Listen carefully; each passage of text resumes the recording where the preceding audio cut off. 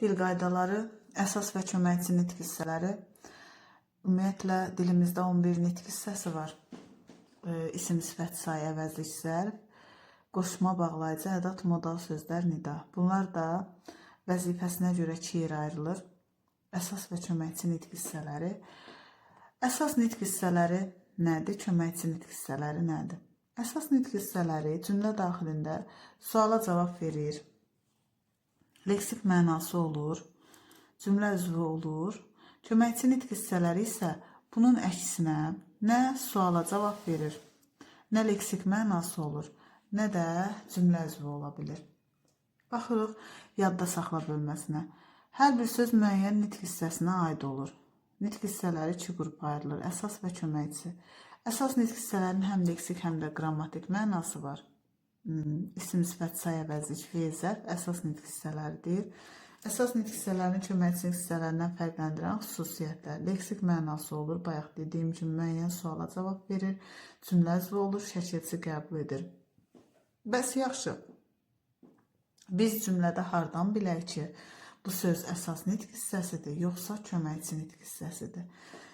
Ola bilsin ki, elə bir tapşırıq verilər ki, bizə deyər ki, bu cümlədə əsas nitq hissələrini tap və yaxud bu cümlədə neçə köməkçi nitq hissəsi işlənib.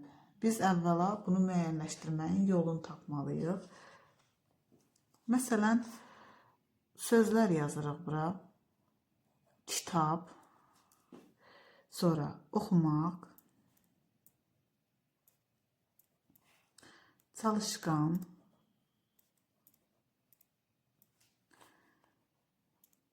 Bakı və ilə, ancaq, ötürü. Ən asan köməkçi nitq hissələri ilə əsas nitq hissələrini ayırd eləməyin ən asan yolu o sözə sual verməkdir. Əgər söz hər hansısa bir suala cavab verirsə, demək əsas nitq hissəsidir.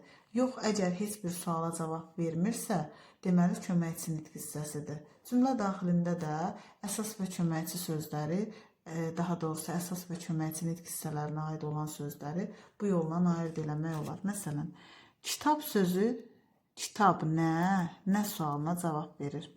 Nitq hissəsi olaraq isimdir. Deməli, bu əsas nitq hissəsidir. Sualı varsa, deməli əsas nitq hissəsidir. Oxumaq nə etmək? Məstərdir, fe'l hesab olunur. Sualı var, deməli əsas nitq hissəsidir. Çalışqan, məsələn, çalışqan şagird. Necə şagird? Necə? Sualı varsa, demək bu da əsas nitq hissəsinə aid olan sözdür. Bakı, hara? Sualı var, deməli bu da əsas nitq hissəsidir. Amma baxaq bu sözlərə. Və ağlımıza heç bir sual gəlmədi. İlə ağlımıza heç bir sual gəlmədi və yaxud ancaq sözü olsun, ötürü sözü olsun. Bu sözləri deyərkən ağlımıza heç bir sual gəlmədi, heç bir anlayış formalaşmadı beynimizdə. Ona görə də bu sözlər heç bir sualı olmadığına görə, heç bir leksik mənası olmadığına görə köməkçi nitq hissələri hesab olunur. Dil qaydaları ilə bağlı tapşırıqlara baxırıq. Burada deyir, nöqtələrin yerinə müvafiq suala cavab verən söz yazmaqla cümlələri tamamlayın. Həmin sözün hansı nitq hissəsinə aid olduğunu müəyyənləşdirin. Birinci cümlədə mötərizənin içərisində nə sualı verilib? Nə ismin sualıdır? Deməli, ismin sualları kimdən, haradır? Nə ismin sualıdır? Deməli, burada nöqtələrin yerinə artırılacaq söz nitq hissəsi olaraq isim olacaq. Birinci cümləyə bunu yaza bilərik. Havaya rəngbərəng şarlar buraxıldı. İkinci cümlədə kim sualına cavab verən müxtəlif xüsusi isimdən istifadə eləmək olar və yaxud hər hansısa bir şəxs bildirən sözdən istifadə eləmək olar. Məsələn, dostum neft daşlarında işləyir də düzgün ola bilər və yaxud atam neft daşlarında işləyir də düzgün ola bilər. Hər hansısa bir şəxs adından da istifadə eləyə bilərik. Məsələn, Məsələn, hər hansısa bir şəxs adından istifadə edə bilər. Sənan neft daşlarında işləyir və yaxud Həsən neft daşlarında işləyir. Bunların hamısı düzgün variantdır. Çünki bura artırdığımız sözlərin hamısı kim sualına cavab verdi. İndi baxırıq 3-cü cümləyə. Dünəndən yağan, burada qar sözü verilib, gediş yarışı çətinləşdirmişdi. Necə sualına cavab verən söz artırmalıyıq. Necə sualına cavab verən söz də adətən cümlənin təyini olur və sifət olur. Deməli, sifətin sualları necə, nə cür, hansıdır? Bura artıracağımız söz də sifət olan söz olacaq. Dünəndən yağan, bura qeyd eləyə bilərik, aramsız qar, aramsız, ardı kəsilmədən deməkdir. Aramsız qar gediş yarışı çətinləşdirmişdi. Bu sözü əlavə eləyə bilərik. Uşaqlar tədbirə tamaşa etmək üçün haraya daxil oldular? Məsələn, zala daxil oldular yaza bilərik. Yeni filmi hamımız nə etdik? Artıq burada hərəkət bildirən sözdən, yəni feildən istifadə eləməliyik. Yeni filmi hamımız izlədik. Sözləri aid olduğu qrammatik məna ilə uyğunlaşdırın. Baxaq, bu C bəndinin tapşırığıdır. 4-cü şipşirin. Şipşirin, ümumiyyətlə şirin sözü adi dərəcədə olan sifətdir. Əlamət və keyfiyyətin normada olduğunu bildirir. Amma şipşirin deyəndə burada əlamət və keyfiyyət həddindən artıq göstərildiyinə görə birə uyğun gələcək B bəndi. Qoy burada qeyd edək. C tapşırığı. C tapşırığında birə uyğun gələcək B bəndi. Mən düzdür, burada variantlarla yazıram, amma öz şagirdlərim əgər bunu izləsə, bilirlər ki, mən istəyirəm sözləri qarşısında mütləq qeyd eləsinlər. Ona görə mən burada qısaldılmış formada yazsam da, siz mütləq onu söz formasında yazmalısınız. 2-yə baxırıq. Biz şəxs əvəzliyidir, ismi əvəz eləyir. Birinci şəxsin cəmini bildirən şəxs əvəzliyidir. Ona görə də 2-yə uyğun gələcək C bəndi. 3-ə baxırıq. Maraqla. Maraqla hərəkətin tərzini bildirir. Hərəkətin tərzi o deməkdir. Yəni ki, feildən əvvəl işlənir. Hərəkətin necəliyini bildirir. Məsələn, maraqla izlədik. Necə izlədik? Belə bir nümunə ilə göstərmək olar. Məsələn, maraqla izlədik. Hərəkət bildirən söz budur. Hərəkətin tərzini bildirən söz də budur. Yəni, hərəkətin necə olduğunu, hansı tərzdə icra edildiyini bildirir. Ona görə də 3-ə uyğun gələcək A bəndi. 4-ə baxırıq. 4-də deyir çiçək sözü. Çiçək sözü gül mənasındadır. Konkret isimdir, gözlə görünən isimdir, ümumi isimdir. Başqa xüsusiyyətlərini də qeyd eləmək olar, amma C bəndi kifayətdir. Deməli, 4 konkret isimdir. Sonra C bəndinə baxırıq. C bəndində qruplarla iş verilib. Bir dəqiqə kitabı. C tapşırığı qruplarla işləyib. Ümumiyyətlə, əvvəla bilək ki, sözün leksik mənası nədir? Qrammatik mənası nədir? Məsələn, leksik məna, kitab sözü üzərində leksik mənanı izah eləyək. Kitab oxumaq üçün əşya. Oxumaq üçün əşya. Bu onun leksik mənasıdır. Yəni, sözü deyərkən ağlımıza nə gəlirsə, beynimizdə hansı anlayış formalaşırsa, bu həmin sözün leksik mənası olur.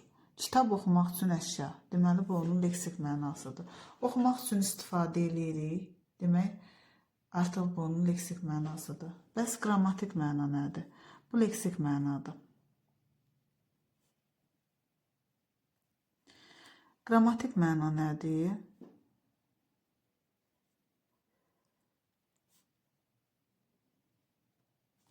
Qrammatik məna sözün hansı nitq hissəsinə aid olması,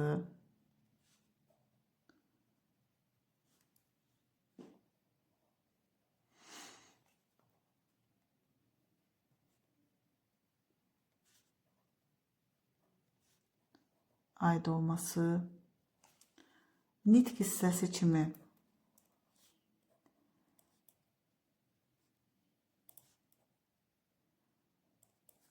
hansı xüsusiyyətləri daşıması.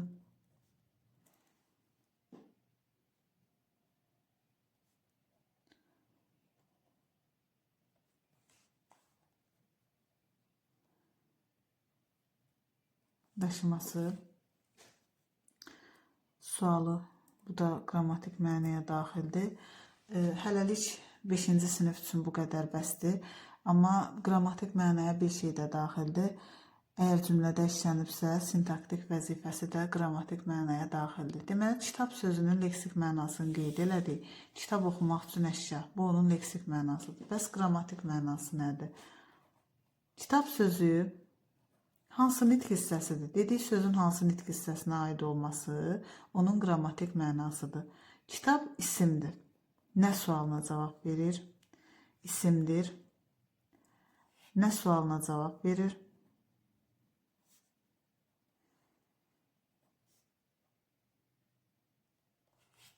Nə sualına cavab verir? İsim kimi xüsusiyyətləri.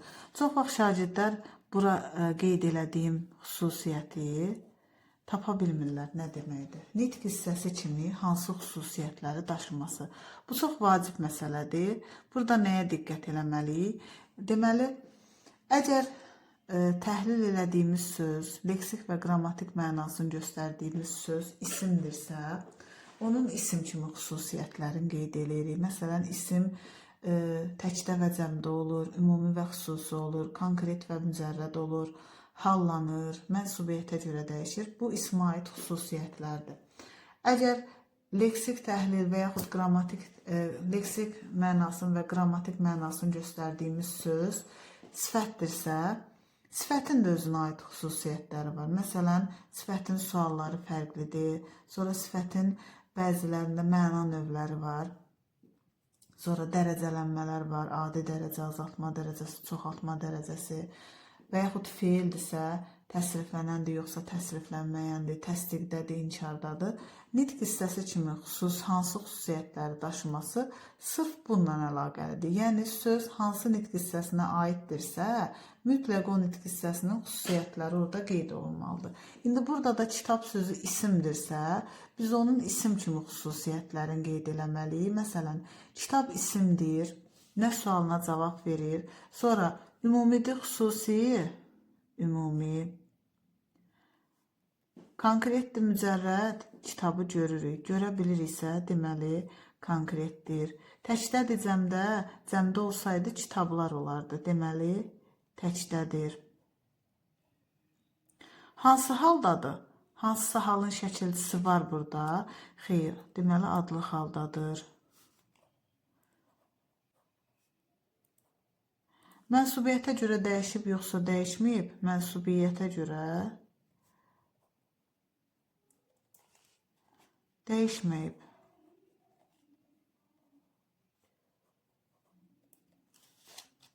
Deməli, biz sözün leksik və qrammatik mənalarını müəyyən eləyərkən mütləq bu qaydaları orada qeyd eləməliyik. Bizə də C bəndində verildiyi tapşırıqda deyir, cümlələrdə altından xətt çəkilmiş sözlərin leksik və qrammatik mənalarını müəyyən edin. Baxaq. Deməli, əvvəlcə birinci qrupdakı sözlərlə başlayırıq. Çoxlu. Çoxlu nə deməkdir? Çoxlu qeyri-müəyyən miqdar sayda əşyanın qeyri-müəyyən miqdarını bildirir. Leksik mənasına xeyli yaza bilərik. Leksik məna bir neçə yolla izah olunur. Həm sözün mənasının anlayışı bildirməklə, həm sözə sinonim söz seçməklə, həm də antonim söz seçməklə leksik mənanı göstərmək olar. Bu, çoxlu sözünün leksik mənasıdır. Qrammatik mənası. Qısaldıb yazıram, çünki çox uzun yazıram. Qrammatik mənası, məsələn, çoxlu sözü saydı. Biraz geniş şəkildə lap qeyri-müəyyən miqdar saydır da yazmaq olar. Nə qədər sualına cavab verir? Nə qədər bayraq? Çoxlu.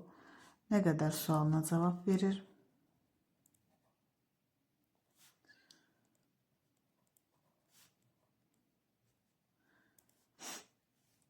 Biraz dərinliyə getsək, məsələn, burada deyə bilərik ki, düzəltmədir.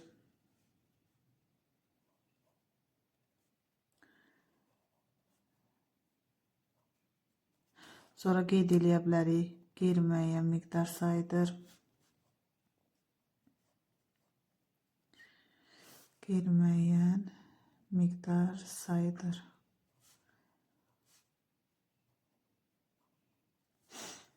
Sonra bayraq sözü. Bayraq ümumiyyətlə nədir? Dövlət atributlarından biridir. Yəni, bir dövlətin dövlətliyini bilmək üçün onun mütləq bayrağı olmalıdır. Gerb, himn və s. kimi dövlət atributudur. Yazaq dövlətin rəmzi və yaxud simvolu. Dövlətin rəmzi. Bu onun leksik mənasıdır. Nitq hissəsinə baxırıq. Əslində burada bayraq sözü cəmdədir, cümlə daxilində bayraqlardır. Yazaq qrammatik mənası. Qrammatik məna. Belə yazıram qısaltma formasında. Deməli, isimdir.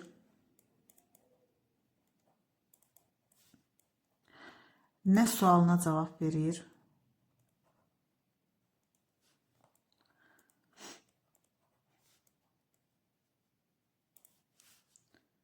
Sonra konkret mücərrədliyin yazırıq. Bayraq təbii ki, konkretdir. Konkretdir. Ümumidir yoxsa xüsusi? Ümumidir. Ümumi. Təkdədir cəmdə. Larlər şəkiltisi cəm şəkiltisi olduğuna görə yazırıq cəmdədir. Sonra nə qeyd eləyə bilərik? Hansı haldadır? Məsələn, adlı haldadır.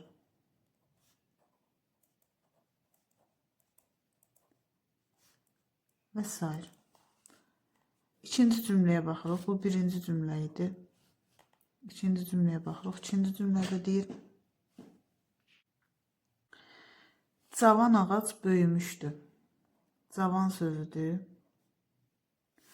Cavan sözünün həm leksik mənasını göstərəndə sinonimindən də istifadə edə bilərik, həm də antonimindən istifadə edə bilərik. Məsələn, həm cavan sözünü belə izah edə bilərik, gənc, həm də yaşlı, qoca sözündən də istifadə edə bilərik. Hər ikisi leksik mənasını bildirir. Qrammatik mənası nədir? Qrammatik mənası qrammatik məna sifətdir. Necə sualına cavab verir?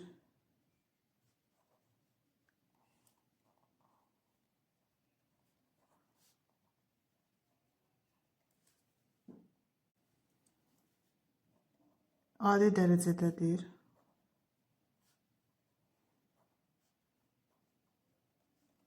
Və s. Sonra böyümüşdü sözü.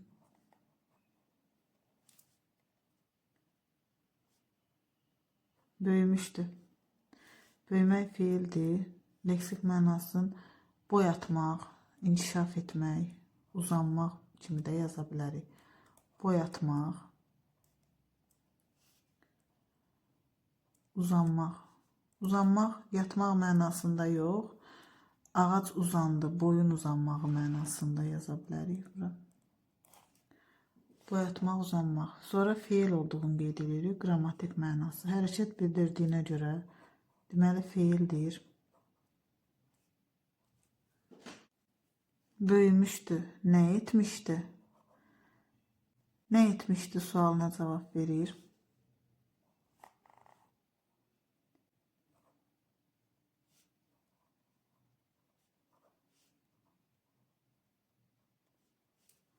Təsdiqdədir yoxsa inkarda?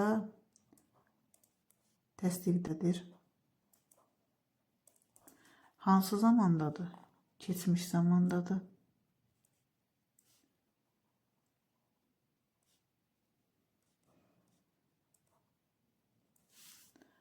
Bunlar qrammatik məna kimi göstərilə bilər. Düzdür, bəzi başqa xüsusiyyətlər də qeyd eləmək olar, amma 5-ci sinif feil mövzusunda çox az məlumat keçdiyinə görə, çox az qayda keçdiyinə görə hələ ki bunlarla kifayətlənirik. Ona görə də bura vəsait yazıram. İkinci qrupun tapşırıqları. İkinci qrupda həzin musiqi sözü. Bir həzin sözüdür. Həzin sözü yəqin ki sizə tanışdır. Yavaş, asta. Leksik mənası yavaş, asta deməkdir. Qrammatik mənası, yəni nitq hissəsi olaraq həzin musiqi, necə musiqi sifətdir.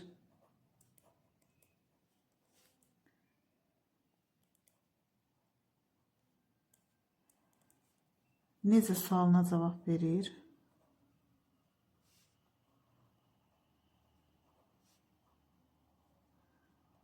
Necə sualına cavab verir. Sonra hansı dərəcədədir? Adi dərəcədədir. Adi dərəcədədir. Musiqi sözü.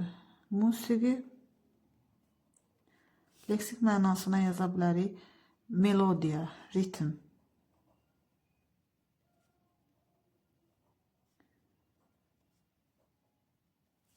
Nitq hissəsi kimi, qrammatik mənası kimi qeyd eləyə bilərik. Musiqi sözü nə sualına cavab verir? Uzaqdan nə eşidilirdi? Musiqi eşidilirdi. İsimdir.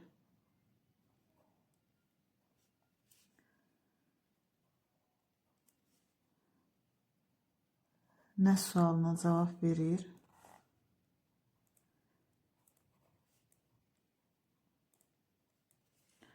Nə sualına cavab verir? Sonra nitq hissəsi kimi başqa xüsusiyyətlərini qeyd eləyə bilərik. İsimdir, konkretdir, mücərrəd. Musiqini eşidirik, təsəvvürümüzdə canlandırırıq, görmürük. Ona görə də mücərrəddir.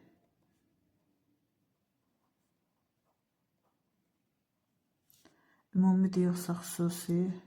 Ümumidir. Sonra yaza bilərik təkdədir yoxsa cəmdə. Cəm şəkilçisi olmadığına görə qeyd eləyirik təkdədir. Hansı haldadır? Heç bir şəkilçisi yoxdur. Deməli adlı haldadır. Və s. İkinci qrupun ikinci cümləsi. 5 sözü. 5 sözü say bildirən sözdür. Leksik mənasını yaza bilərik. 4-dən sonra gələn rəqəm məsələn.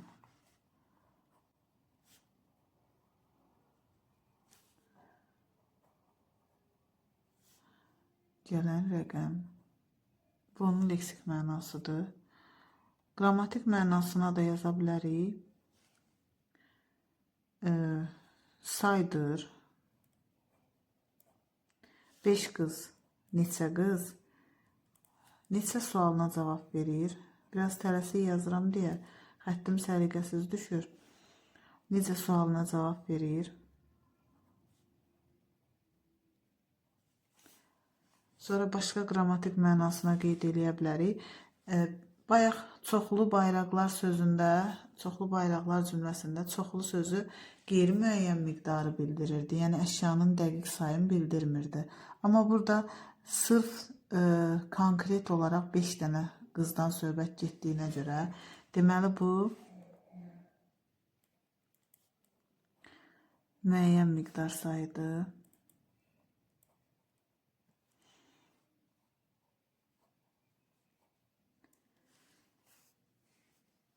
Sonra qeyd eləyirik qız sözünün leksik mənasına yaza bilərik. Qadın cinsinə aid olan, qadın cinsi və yaxud qadın.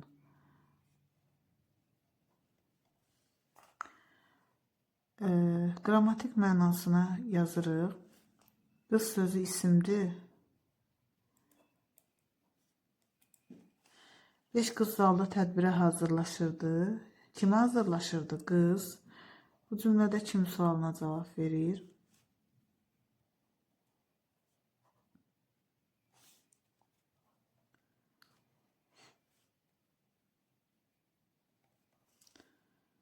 Qız konkretdir, gözlə görmək olur.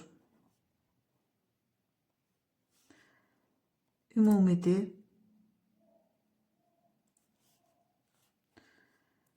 Ümumidir. Təkdədir yoxsa cəmdə? Təkdədir. Hallanıb yoxsa hansı haldadır? Adlı haldadır, yiyəlik haldadır, yönlük və yaxud hansı haldadır? Adlı haldadır. Adlı haldadır.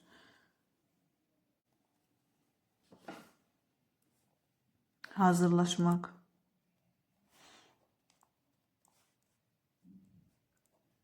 Hazırlaşmaq bir yerə getmək üçün və yaxud bir yer üçün hazırlaşmaq sözünün leksik mənası kimi nə yaza bilərik? Bir yerə getməyə hazırlıq görmək olar. Özünü hazır etmək olar. Yazaq özünü hazır etmək.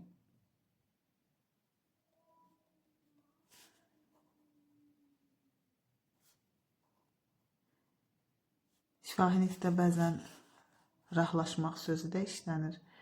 Bu ədəbi dildə işlənmir amma. Qrammatik məna kimi də qeyd edə bilərik. Hazırlaşmaq hansı nitq hissəsidir? Hazırlaşırdı.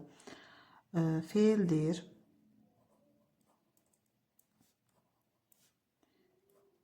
Nə edirdi sualına cavab verir.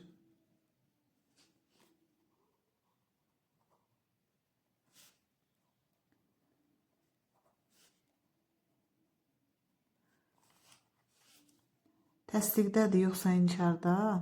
Təsdiqdədir. İnkarda olsaydı hazırlaşmırdı olacaqdı. Zamanın qeyd edə bilərik. Məsələn, indiki zamandadır.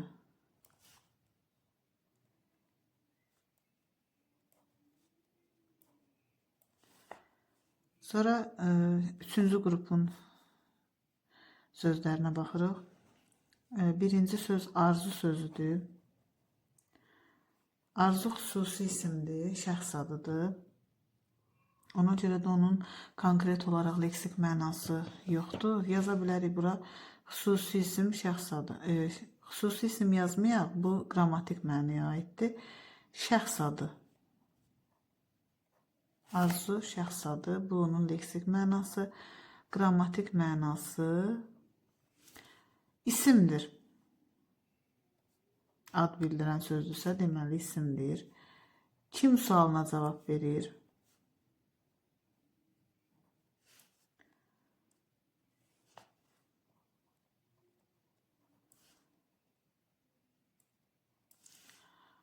Sonra arzu sözünə yaza bilərik. Konkretdir, mücərrəd. Təbii ki, konkretdir, çünki insandır, gözlə görünəndir. Ümumidir, xüsusi, bayaq qeyd elədik. Demək, xüsusi isimdir.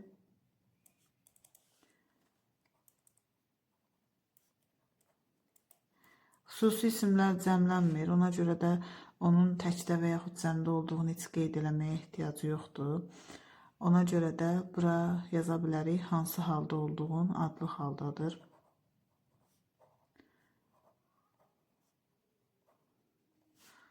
Və s.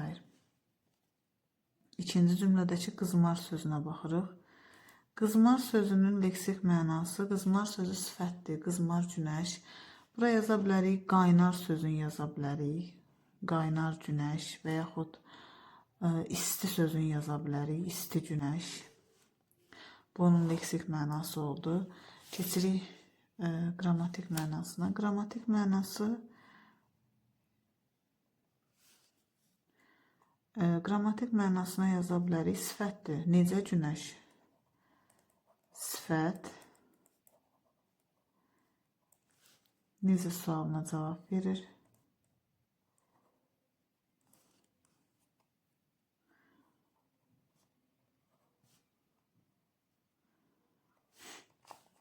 Necə sualına cavab verir?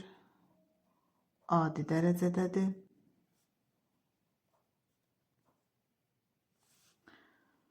Və s. Əslində cümlədə olan sintaktik vəzifəsində qeyd eləmək olar. Sadəcə sintaktik vəzifəni hələ uşaqlar 5-ci sinif uşağı 5-ci sinif materialında yoxdur deyə ona görə onları burada qeyd eləmirəm. Sonra bura qeyd eləyək. İsidirdi sözün. İsidirdi. Əvvəlcə leksik mənasını yazaq. İsidirdi. İstiləşmək yaza bilərik. Məsələn, anam yemək isidirdi. Anam yeməyi istiləşdirirdi. Yaxın mənalı. İstiləşdirmək sözün yaza bilərik. Qrammatik məna kimi də fiildir.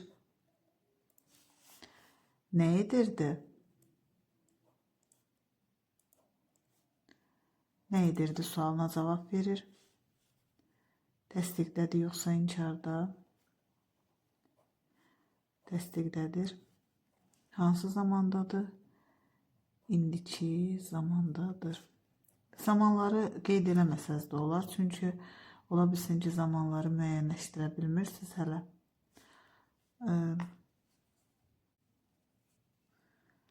Dördüncü qrup. Dördüncü qrupda Bakı sözü. Dördüncü qrup. Bakı. Bu da bayaq arzu şəxs adı idi. Bu da yer adıdır. Konkret olaraq leksik mənası elə tam olaraq yer adıdır. Qrammatik mənası isimdir. Bakı yer adı bildirdiyinə görə deməli isimdir. Hara sualına cavab verir.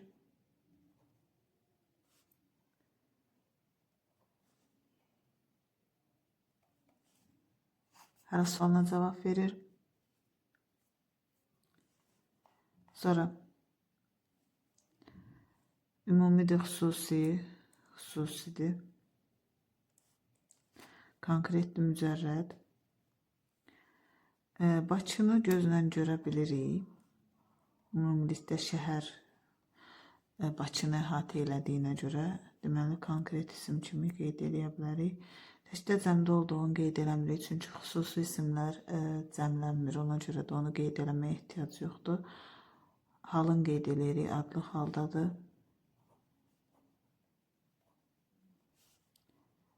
Və s. Tarixi.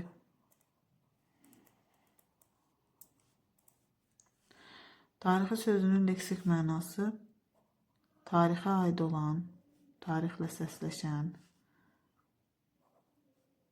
tarixə aid olan.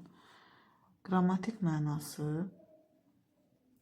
tarixi abidə, necə abidə, necə sualına cavab verir sifətdir.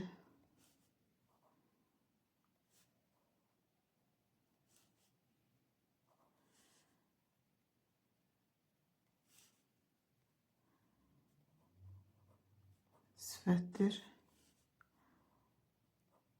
Dərəcə əslində tarixi sözü dərəcə əlamətlərini qəbul eləmir, amma yenə də adi dərəcədə olduğunu qeyd edək. Digər dərəcələrin əlamətini qəbul eləyə bilmir. Adi dərəcədədir və ikinci cümləni. İkinci cümlədə 3 sözü var. 3 sözü say bildirir. 2-dən sonra gələn say.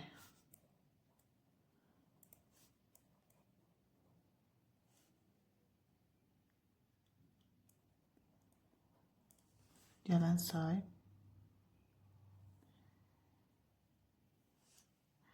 Sonra qrammatik mənası kimi yaza bilərik. Əşyanın dəqiq miqdarını bildirir. 3 qələm, neçə qələm. Konkret olaraq bilirik ki, burada 3 qələmdən söhbət gedir. Ona görə yazırıq. Qrammatik mənasında saydır. Neçə sualına cavab verir.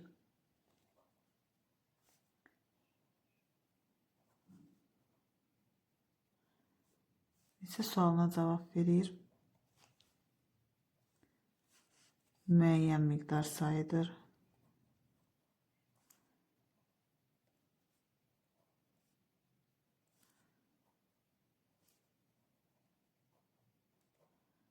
Müəyyən miqdar sayıdır. Sonra aldı sözünə baxırıq. Aldı. Özünə əks söz seçməklə leksik mənasını izah eləyə bilərik. Məsələn, aldı, verdi.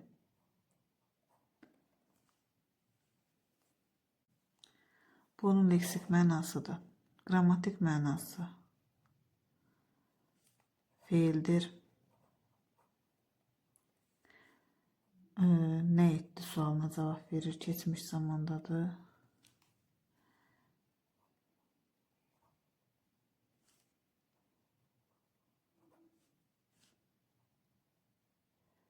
Cavab verir.